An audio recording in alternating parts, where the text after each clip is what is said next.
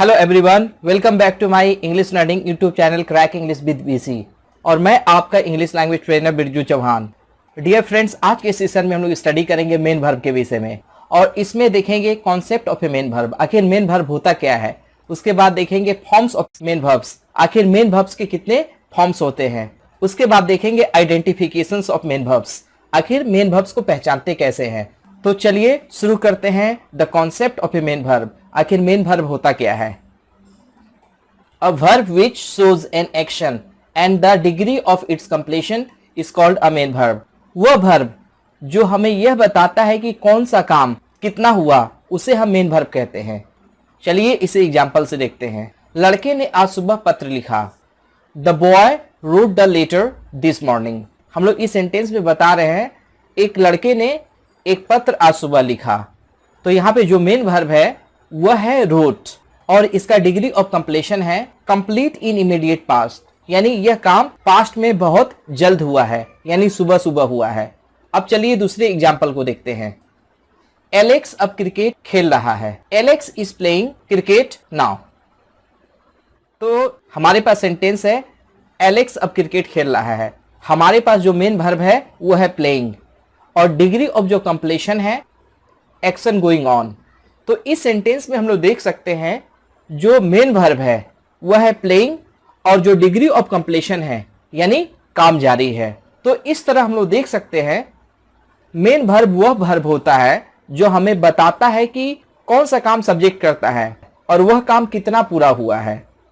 तो चलिए इसके बाद देखते हैं फॉर्म्स ऑफ मेन वर्ब्स, आखिर मेन वर्ब्स के फॉर्म्स कितने होते हैं। There are 5 forms of main verbs. Main verbs के 5 फॉर्म्स होते हैं। चलिए अब हम लोग एक एक करके देखते हैं कि आखिर ये 5 फॉर्म्स कौन कौन से हैं। नंबर 1 प्रेजेंट फॉर्म और बेस फॉर्म, और यह अंत होता है ना से, ता है, ती है या ते है से। चलिए इसके कुछ एग्जांपल्स को देखते हैं, जैसे प्ले, स्लीप, गो, कट। तो इसका हिंदी होगा प्ले यानी खेलना, स्लीप मतलब सोना, गो मतलब जाना, कट मीन्स काटना। और इसको यदि हम लोग टेंस के अनुसार देखेंगे तो प्ले मतलब खेलता है, स्लीप मीन्स सोता है, गो मतलब जाता है और कट मतलब काटता है। अब चलिए सेकेंड फॉर्म को देखते हैं, एनी पास्ट फॉर्म, जिसको हम लोग V2 कहते हैं और इसकी हिंदी होती है हुआ। चलिए इसके एग्जांपल्स को देखते हैं, जैसे प्लेड, स्लेप्ट, वेंट, कट। और हिंदी के अनुसार जाते हैं तो प्लेड का अर्थ होगा खेला हुआ, स्लेप्ट मीन्स सोया हुआ, वेंट मतलब गया हुआ, कट मीन्स काटा हुआ। अब इसके बाद हम लोग थर्ड फॉर्म को देखते हैं, एनी पास्ट पार्टिसिपल फॉर्म, और इसका अर्थ भी हुआ ही होता है। एग्जांपल्स देखते हैं, प्लेड, स्लेप्ट, गॉन, कट।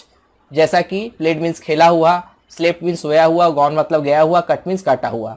अब इसके बाद हम लोग देखते हैं कॉन्टिन्यूअस फॉर्म यानी V4, और इसकी हिंदी होती है ते या ते हुए। जैसे प्लेइंग मीन्स खेलते हुए या खेलते खेलते, स्लीपिंग मतलब सोते सोते या सोते हुए, गोइंग मीन्स जाते जाते या जाते हुए, कटिंग मीन्स काटते काटते या काटते हुए। अब इसके बाद सबसे लास्ट फॉर्म को देखते हैं जो फिफ्थ फॉर्म है, यानी प्रेजेंट इंडेफिनिट फॉर्म, यानी इसे फिफ्थ फॉर्म कहते हैं और इसकी हिंदी बेसिकली मानी जाती है ते है, ता है, ती है, और यह सिंगुलर नंबर थर्ड पर्सन के साथ यूज किया जाता है, जैसे ही, सी, इट, कोई सिंगुलर नेम, प्लेस या थिंग।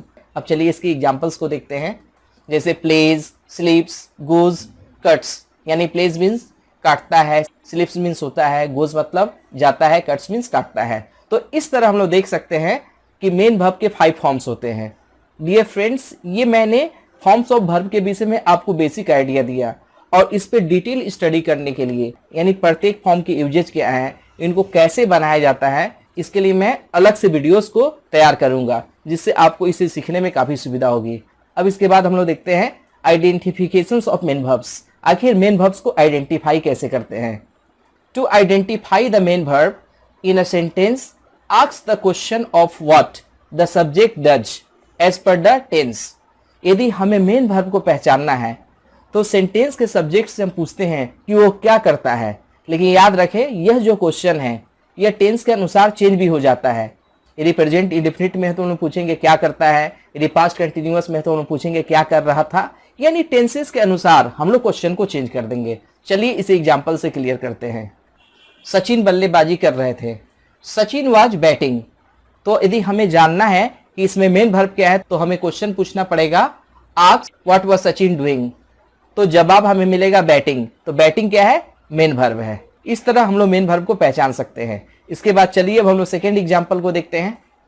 अजय ने पिछले हफ्ते काम शुरू किया, और इसका ट्रांसलेशन होगा Ajay started the work last week. और इस सेंटेंस में यदि हमें मेन वर्ब जानना है तो हमें क्वेश्चन पूछना पड़ेगा, ask what did Ajay do last week. Ajay ने पिछले हफ्ते क्या किया? तो जवाब मिलेगा शुरू किया, यानी जो यहाँ पे स्टार्टेड है वह मेन वर्ब है।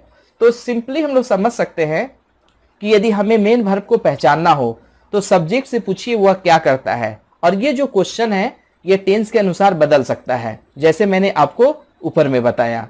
यानी प्रेजेंट इंडेफिनिट में है तो पूछिए सब्जेक्ट क्या करता है, यदि प्रेजेंट परफेक्ट में है तो पूछिए सब्जेक्ट क्या कर चुका है, यदि फ्यूचर इंडेफिनिट में है तो पूछिए सब्जेक्ट क्या करेगा। तो इस तरह हम लोग आसानी से मेन वर्ब्स को पहचान सकते हैं।